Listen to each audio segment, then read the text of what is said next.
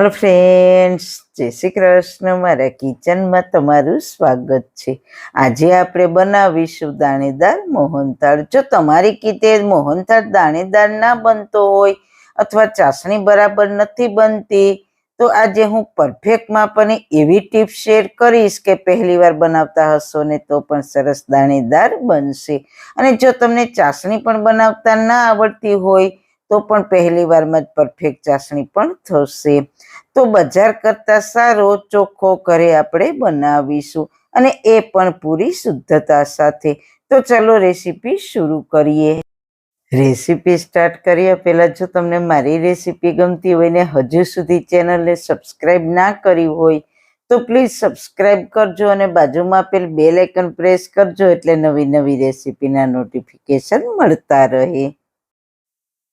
વાળના તમામ પ્રકારના પ્રશ્નો સોલ્વ કરતું 42 જડીબુટ્ટીઓથી બનાવેલું ઔષધિ તેલ, જે અમે લોકો જાતે જ ઘરે તૈયાર કરીએ છીએ, કોઈ પણ કેમિકલ્સના ઉપયોગ વગર, બિલકુલ નેચરલ છે. 42 જડીબુટ્ટીઓ ભેગી કરીને લોખંડની કડાઈમાં ઔષધિ તેલ તૈયાર કરવામાં આવે છે.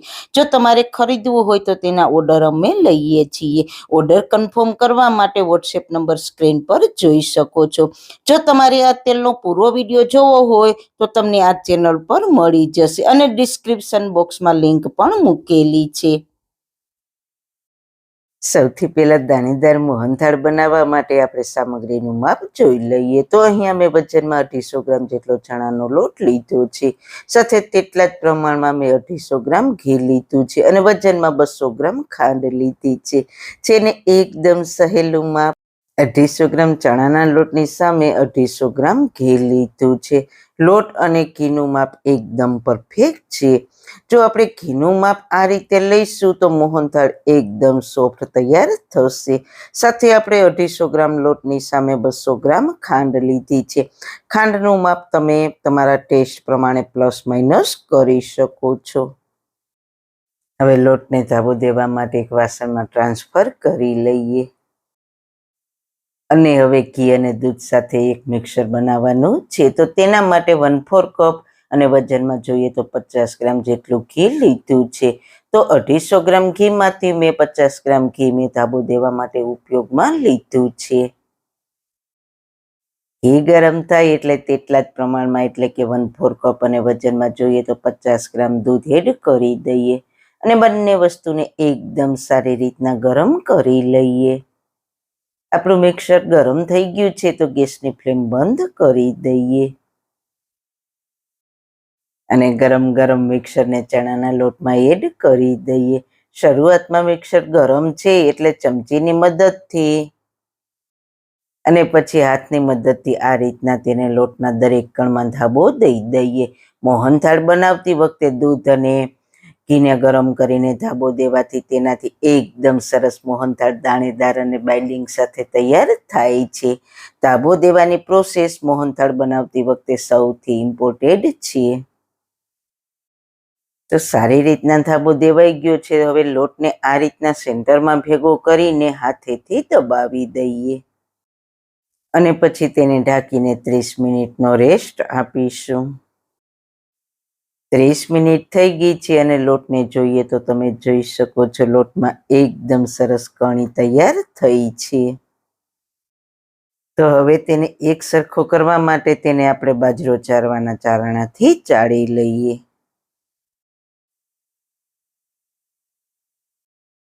અને આવા મોટા કણ હોય તેને હાથેથી ઘસીને સારી રીતના ચાળી લઈએ. તો મેં બધા જ લોટને સારી રીતના ચારી લીધો છે. તો મોહનથાળ બનાવવા માટે એકદમ પરફેક્ટ દાણેદાર ચણાનો લોટ તૈયાર થઈ ગયો. તમે આ રીતે લોટ તૈયાર કરશો તો મોહનથાળ તમારો પણ આવો પરફેક્ટ જ બનશે. હવે જઈએ ગેસ તરફ. હવે મોહનથાળને શેકવા માટે મેં અહીંયા 200 ગ્રામ ઘી લીધું છે. આપણે ટોટલ 250 ગ્રામ ઘીમાંથી 50 ગ્રામ ઘીનો ઉપયોગ ધાબો દેવામાં કરેલ છે. હવે વધેલા ઘીમાંથી થોડું ઘી કડાઈમાં એડ કરી દઈએ, અને બીજા ઘીને પછી એડ કરીશું. ઘી ગરમ થાય એટલે તૈયાર કરેલા દાણેદાર લોટને એડ કરી દઈએ, અને સારી રીતના મિક્સ કરી લઈએ. શરૂઆતમાં ચણાનો લોટ બધા જ ઘીને એબ્ઝોર્બ કરી લેશે, પણ જેમ જેમ તે શેકાતો જશે તેમ તેમ તેમાંથી ઘી છૂટું પડતું જશે.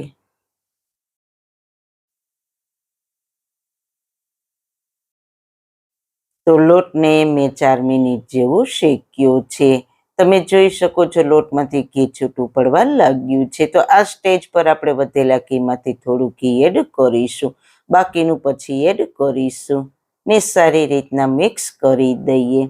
મોહનથાળ બનાવતી વખતે એકસાથે બધું જ ઘી એડ કરવાને બદલે આ રીતના ઉપરથી થોડું થોડું ઘી એડ કરવાથી લોટ તરત જ ફૂલી જાય છે અને તે પહેલા કરતાં થોડો ફૂલી પણ જશે અને કણી પણ પડશે.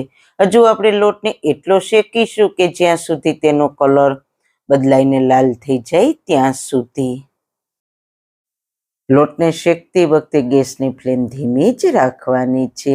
આપણે 15 મિનિટ જેવો લોટને શેક્યો છે તો તમે જુઓ તે હલકો એવો થઈ ગયો છે. ચમચામાં લઈને બતાવું તો લોટનો કલર પહેલા કરતાં બદલાઈને ગોલ્ડન બ્રાઉન થઈ ગયો છે અને કિચનમાં શેકાવાની સુગંધ પણ સરસ આવવા લાગી છે. તો હવે મોહનથાળને એકદમ બજાર જેવો ટેસ્ટ લઈ આવવા માટે મેં વજનમાં જોઈએ તો 50 ગ્રામ જેટલો મોરો માવો લીધો છે. તેને એડ કરીને સારી રીતના મિક્સ કરી લઈએ. માવો એડ કર્યા પછી શરૂઆતમાં તમે જોઈ શકો છો લોટ સારી રીતના ફૂલીને ઉપરથી આ રીતના બબલ્સ થવા લાગ્યા છે. તેને ગેસની ધીમી આંચ પર માવાને એકદમ સારી રીતના મિક્સ કરી લેવાનો છે. માવો એડ કરવાથી મોહનથાળમાં એક સોફ્ટનેસ આવે છે. કંદોઈની દુકાને મળતા મોહનથાળમાં માવો એડ કરીને જ મોહનથાળ બનાવવામાં આવે છે.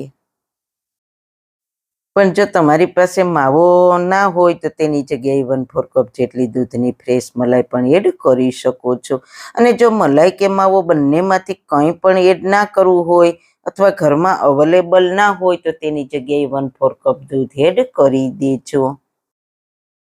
જો તમારે દૂધ એડ કરવું હોય તો મોહનથાળનો લોટ 25% શેકાય એટલે થોડું દૂધ નાખવાનું, ફરી 50% શેકાય એટલે થોડું દૂધ નાખવાનું અને ફરી 75% લોટ શેકાય એટલે બધું દૂધ એડ કરીને લોટને શેકી લેવાનો.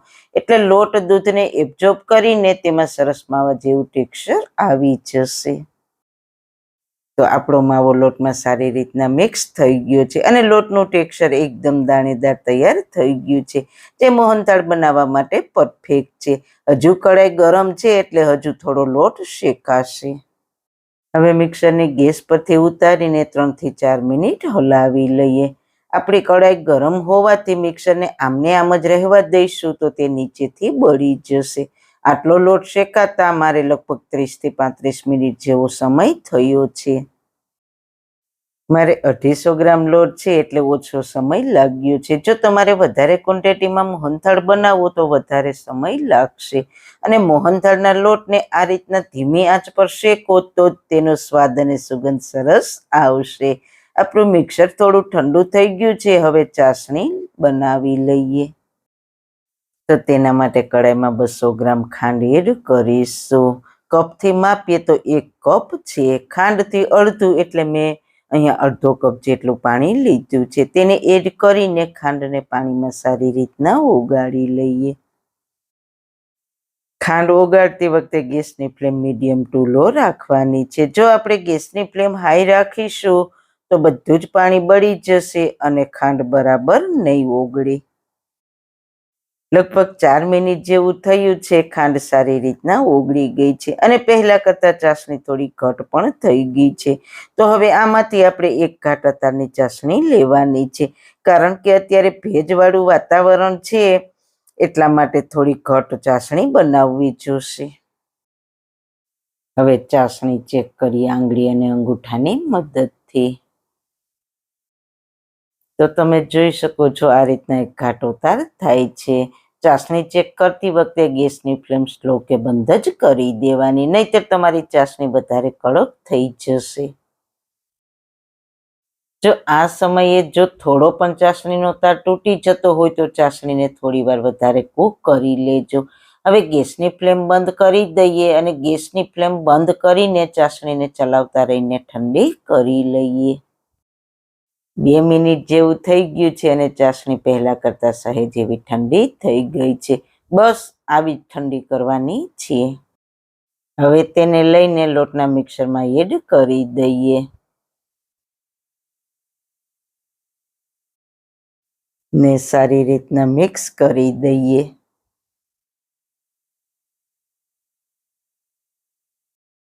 તો મેં મોહનથાળને 3 થી 4 મિનિટ આ રીતના કડાઈમાં મિક્સ કરીને ચલાવતા રહી છું અને તે પહેલા કરતાં મિક્સર થોડું થીક પણ થઈ ગયું છે.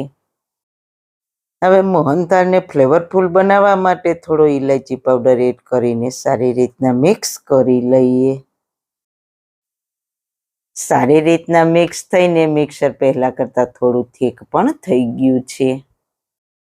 તો હવે મોહનથાળને સેટ કરવા માટે મેં પ્લેટમાં બટર પેપર લગાવી દીધું છે. તમે પ્લેટની જગ્યાએ થાળીનો પણ ઉપયોગ કરી શકો છો. હવે મિક્સરને પ્લેટમાં એડ કરી દઈએ. આ રીતના પ્લેટને થપથપાવીને મોહનથાળને સેટ કરી લઈએ. જો તમે ઉપરથી તાવીથાથી સેટ કરશો તો મોહનથાળ ઉપર લીસો થઈ જશે. આ રીતના થપથપાવીને કરશો એટલે ઉપરથી દેખાવ સરસ આવશે. હવે ઉપરથી બદામ પિસ્તાની કતરણથી સજાવીશું. હવે મોહનથાળને સેટ થવા માટે 5 થી 6 કલાક રૂમ ટેમ્પરેચર પર રહેવા દઈએ એટલે તે સારી રીતના સેટ થઈ જશે. લગભગ 5 કલાક જેવું થયું છે. તમે જોઈ શકો છો મોહનથાળ સારી રીતના સેટ થઈ ગયો છે. તો હવે તેને ડિમોલ્ડ કરવા માટે આ રીતના બટર પેપરને લઈને હળવે હાથે પ્લેટથી અલગ કરી લઈએ અને ચપ્પાની મદદથી તેના પીસ તૈયાર કરી લઈએ. હાથમાં લઈને એક પીસને બતાવું તો સાઈડમાંથી એકદમ સરસ દાણેદાર દેખાય છે. તો આપણો સરસ કંદોઈની દુકાને મળે તેવો મોહનથાળ તૈયાર થઈ ગયો છે. મોહનથાળ બનાવતી વખતે તમારે અમુક વાતનું ધ્યાન રાખવાનું છે, જેવી કે તમે લોટ અને ઘીનું માપ સરખું રાખવાનું અને બીજું એ કે તમારે લોટને ગેસની ધીમી આંચ પર સારી રીતના શેકી લેવાનું અને તેમાં માવો કે મલાઈ કે દૂધ એડ કરવાથી તે એકદમ સોફ્ટ તૈયાર થશે.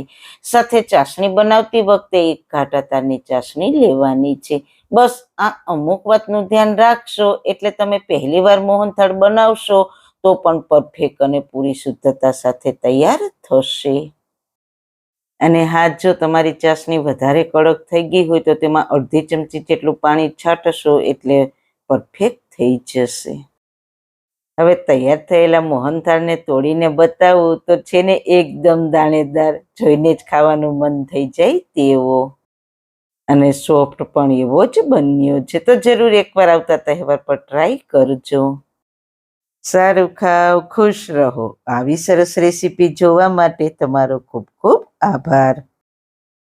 મારી રેસીપીને લાઈક કરજો, શેર કરજો, મારી ચેનલને સબસ્ક્રાઈબ કરજો. ફરી મળીશું એક નવી જ રેસીપી સાથે. ત્યાં સુધી બધાને મારા જય શ્રી કૃષ્ણ.